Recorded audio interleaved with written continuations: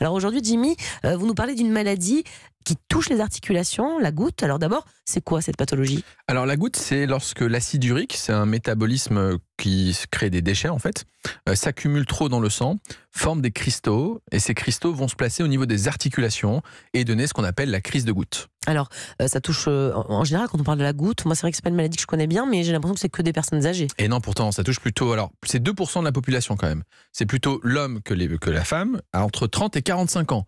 Mais finalement, on a d'autres facteurs, comme le surpoids, qui fait qu'on peut en avoir bien plus tôt, dès 20 ans, dès 25 ans. Donc c'est plutôt le sujet jeune qui peut en faire. C'est marrant, parce que moi je pensais que c'était vraiment une maladie du sujet âgé, comme on dit.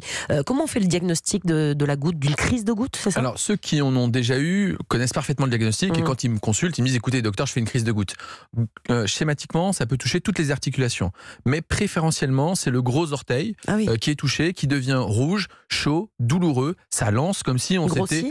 Exactement, il devient gros, comme si on avait pris un coup de marteau sur l'orteil. Ça fait terriblement mal, mais ça peut aussi toucher d'autres articulations, les chevilles, les genoux plus rarement, ou les poignets, mais globalement les patients arrivent à reconnaître la crise assez facilement. C'est souvent plutôt en tout cas dans le bas du corps, en tout cas les articulations des jambes ou des pieds, d'accord.